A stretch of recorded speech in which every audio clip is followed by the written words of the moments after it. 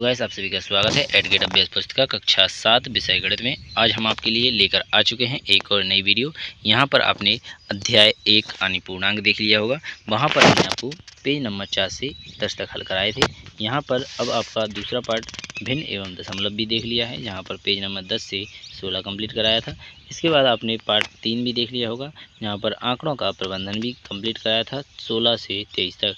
आज हम आपके लिए पार्ट 4 लेकर आ चुके हैं, जहाँ पर सरल समीकरण तो 23 से 28 तक कंप्लीट कराया जाएगा। तो चलिए बिना टाइम खराब किए लास्ट तक बने रहिए और एक एक करके पूरा सोल्यूशन प्राप्त कीजिए। तो यहाँ पर आपका पूर्णांक हो गया है, तो इसे आप देख लीजिएगा। तो ये आपने अच्छी तरीके से कंप्लीट कर लिया था। तो अब आता है नेक्स्ट पार्ट। तो यहाँ पर भिन्न एवं दशमलव, इसे भी आपने अच्छी तरीके से कंप्लीट कर लिया है। कोई भी डाउट हो तो आप जानते हैं हमारी हेल्पलाइन आपके लिए हमेशा खुली है। नंबर आपको दिख रहा होगा डिस्क्रिप्शन नीचे, तो इस पर कॉन्टैक्ट करें और पूरी हेल्प ली जाएगी। और नहीं आपको मैसेज पर देख सकते हैं, मैसेज करें, वहाँ से भी आप पूरी हेल्प की जाएगी। तो यहाँ पर अध्याय आंकड़ों का प्रबंधन, इसे भी आपने अच्छी तरीके से कंप्लीट कर लिया होगा। हर एक जानकारी आपको अच्छी तरीके से मिली होगी। कोई भी डाउट हो तो आप जानते हैं हम बेहिचक आप पूछ सकते हैं, हम आपकी सेवा में ही हाजिर हैं। तो अध्याय 4 सरल समीकरण, तो इसको आप हल करेंगे आज। तो पूरा 23 पेज नंबर 23 से कंप्लीट करने जा रहे हैं। तो यहाँ पर आप इसे अच्छी तरीके से पूरा पढ़ लीजिएगा, ठीक है। इसके बाद चर अचर किसे कहते हैं? चर जो ABCD की संख्या होती है, अचर वे संख्याएं जो ABCD यानी गिनती बिनती में जो आ जाती हैं, ठीक है। इसके बाद आपका SCF इस प्रकार आप देखेंगे। तो यहाँ से अब आपका आ जाता है प्रारंभ क्वेश्चन। तो बिना टाइम खराब किए हो जाइए तैयार, सीखेंगे आंसर नहीं सिर्फ आंसर नहीं बताया जाएगा, सिर्फ सिखाया भी जाएगा। तो चलिए बिना टाइम खराब के पहला क्वेश्चन में यहाँ पर दिया गया है, निम्नलिखित में से कौन सा सरल समीकरण है? तो यहाँ पर सरल समीकरण पूछा गया था। तो यहाँ पर 2B इसका राइट आंसर हो जाएगा। 2P - 6 बराबर 0 इसका राइट आंसर हो जाएगा। तो यहाँ पर आपका B इसका राइट आंसर हो जाएगा। किस प्रकार हो जाएगा, कैसे हो जाएगा, कुछ भी जानकारी आपको नहीं है पता, तो इस तरफ के जो 6 हैं उस तरफ चले जाएंगे, प्लस के हो जाएंगे, 2 का भाग दिया जाएगा तो P बराबर 3 आ जाएगा। ऐसा और कहीं नहीं हो सकता, क्योंकि नीचे अगर आप ऐसा करेंगे तो उसका स्क्वायर रहेगा, तो आपका आंसर Q का नहीं आ पाएगा। और इस तरफ 0 लिखे ही नहीं थे, ठीक है।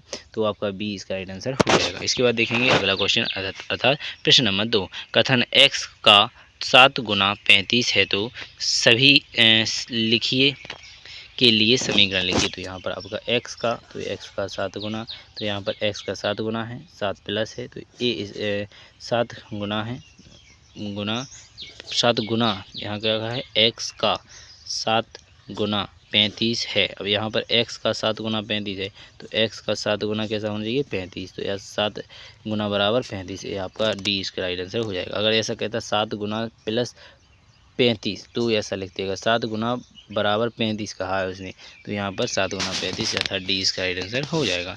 इसके बाद देखिए क्वेश्चन नंबर 3। समीकरण x - 9 बराबर 7 के लिए कथन है। यहाँ पर अगर आपसे पूछे लिया जाए 7 में से 9 घटाने पर x प्राप्त होता है, गलत है। संख्या x जो यहाँ पर आपको लिखना है, जैसे x और 9 का योग 7 है, गलत है। संख्या 9 में से x घटाने पर 7 प्राप्त होता है, गलत है। संख्या 7 x से 9 कम है, संख्या जो 7 है वो x से 9 कम है, तो ये आपका राइट आंसर हो जाएगा। संख्या जो x 7 है वो x से 9 कम है, संख्या 7 x से 9 कम है। तो यहाँ पर आपका इसका अधिक कर लेंगे तो इसका राइट आंसर आपका आ जाएगा, यानी x बराबर आपका आंसर हो जाएगा 16, ठीक है। तो इसका B इसका राइट आंसर हो जाएगा। आपको यहाँ पर भी दिया गया है, यहाँ पर भी लिखा हुआ है। चलिए बिना टाइम खराब किए, आपको कुछ भी डाउट हो तो पूछ लीजिएगा। तो अगला क्वेश्चन देखेंगे, क्वेश्चन नंबर 4। यहाँ पर समीकरण 2 दिया गया है, तो इसे आप देख लीजिएगा। तो है का हल, तो यहाँ पे इसका हल करेंगे तो आपको भी हल पहले करके प्रोवाइड किया था, तो 3 इसका राइट आंसर आ जाता है, ठीक है। इसके बाद आपका राइट आंसर होने वाला है क्वेश्चन नंबर 5 का। समीकरण 4n + 17 बराबर 25 को समतुल्य करने के लिए चर का मान होगा। तो यहाँ पर चर का मान पूछा है। 17 इस तरफ प्लस के, उस तरफ जाएंगे माइनस के हो गए। 25 में 17 अगर घटा दिए जाएंगे तो यहाँ पर 8 आपके बचने वाले हैं, और 4 का अगर आप 8 में भाग देंगे तो 2 आपका यहाँ पर आंसर आ जाएगा। तो यहाँ पर D इसका राइट आंसर हो जाएगा। तो इस प्रकार अगर आपको समझ में नहीं आया है तो चलिए अपन अच्छी तरीके से इसे करेंगे। तो यहाँ पर कैसे करेंगे, तो यहाँ पर 4n + 17 बराबर 25, ठीक है। इस तरफ की 17 उस तरफ जाएंगे तो 25 - 17 बराबर में यहाँ पर 4n रह जाएगा।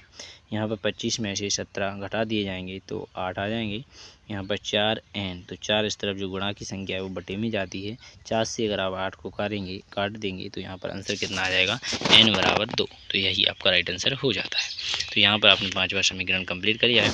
अब नीचे दिए गए प्रश्नों के हल करेंगे, तो एक एक करके संपूर्ण इनको भी देख लीजिएगा। तो यहाँ पर पूछा गया है 6वें क्वेश्चन में, किसी संख्या का 7 गुना उसी संख्या के 13 गुने से 12 कम है, इस कथन के समीकरण में बदलिए। तो यहाँ पर समीकरण में बदलना था, तो यहाँ पर 13x - 7x बराबर 12। तो यहाँ पर इसे अगर आप हल करना चाहें, कम है, गुने से 12 कम है, तो यहाँ पर इस प्रकार आपका राइट आंसर से कर लीजिएगा आप।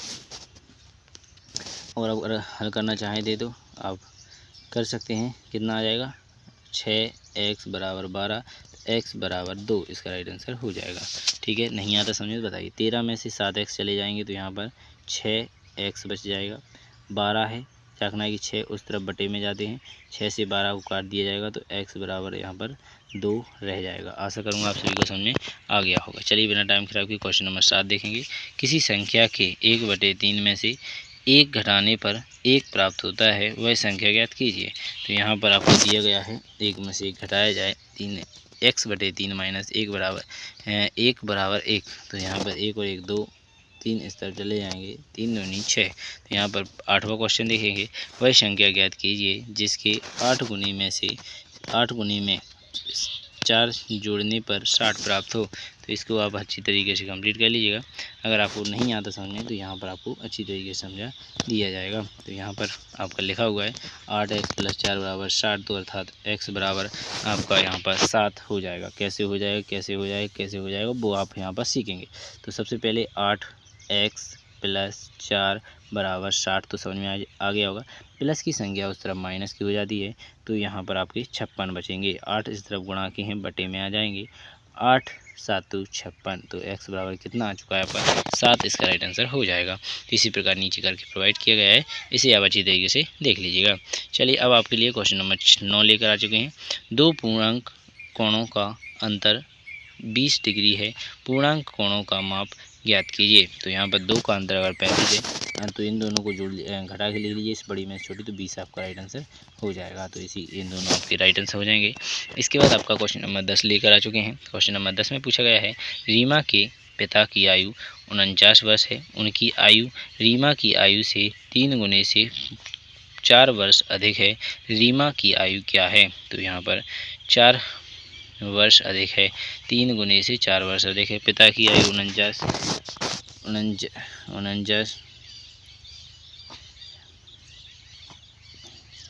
और 3x + 4, तो इस प्रकार दी गई है। तो इस तरफ के जो 4 हैं वो इस तरफ माइनस के हो जाएंगे, 45 3 का भाग देंगे तो x बराबर यानी वर्ष कितनी है उसकी 15 वर्ष उसकी बचेगी। ठीक है, तो यहाँ पर 10वां क्वेश्चन कंप्लीट हो जाता है। इसके बाद देखेंगे क्वेश्चन नंबर 11। तो यहाँ पर क्वेश्चन नंबर 11 में देखा गया है, 60 बच्चों की कक्षा में लड़कों की संख्या का अनुपात 1/3 है, लड़कियों की कितनी होगी। तो 1/3 यानी 2/3।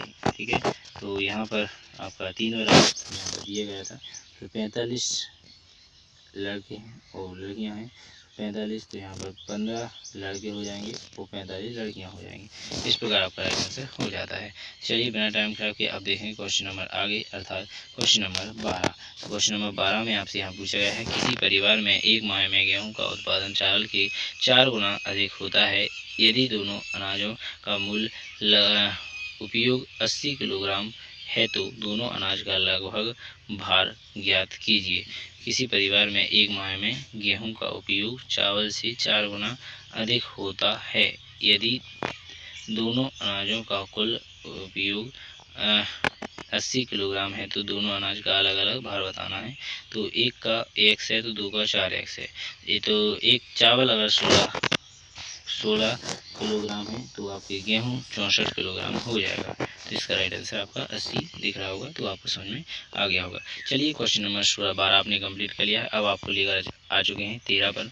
एक आयत का परिमाप 40 सेंटीमीटर है और उसकी लंबाई चौड़ाई के 5 गुने से 4 कम है, तो आयत की लंबाई और चौड़ाई ज्ञात कीजिए। लंबाई यहाँ पर 16 हो जाएगी, चौड़ाई इसकी 4 हो जाएगी। तो यहाँ पर आप अगला देखेंगे तो x बराबर 4 इसका राइट आंसर हो जाएगा। तो इस प्रकार आप अच्छी तरीके से समझ लीजिए और बेहतरीन तैयारी कर लीजिए। तो कैसे आया, समझ में नहीं आया हो तो पूछ लीजिए। चलिए अगला क्वेश्चन देखेंगे, क्वेश्चन नंबर 14। क्वेश्चन नंबर 14 में अगर आपसे पूछा जाए 60 लड्डुओं की रवि और रिजवान ने 1:3 के अनुपात में बांटा गया तथा दोनों को कितने कितने लड्डू प्राप्त हुए। तो यहाँ पर 60 का आपको मिलेंगे, पूरे टोटल हैं 60 का 1/4 अर्थात 15 रिजवान को और 15 में 60 में से 15 45 मिलेंगे। रिजवान को 45 मिल जाएंगे, रवि को 15 मिल जाएंगे। तो 14वां क्वेश्चन कंप्लीट हो जाता है। अब आखिरी क्वेश्चन एवं 15वां क्वेश्चन आप यहाँ पर देखने जा रहे हैं। तो यहाँ पर अपने पिताजी और माताजी की आयु ज्ञात करने अपनी पक्ष का संबंध स्थापित करने के 2 समीकरण का निर्माण कीजिए। मेरी माँ मेरे तो x 4 45 प्लस x बराबर 57, 12 x बराबर 40 बराबर 52, 12 मैंने अपनी आयु मान ली तो ठीक है। इस प्रकार आपका 2 समीकरण बन जाते हैं। तो 15वां क्वेश्चन आपको कंप्लीट हो जाता है। आशा करूँगा ये आपको अच्छी तरीके से समझ में आ चुके होंगे। अब आपको अध्याय 5 लेकर आएंगे अगली वीडियो में। तो अध्याय 4 आपने अच्छी तरीके से कंप्लीट कर लिया है। आशा करूँगा इसी प्रकार संपूर्ण पेपर आप कंप्लीट करते चलेंगे हमारे साथ। तो बिना टाइम खराब किए अगली वीडियो में मिलेंगे। भारत माता की जय।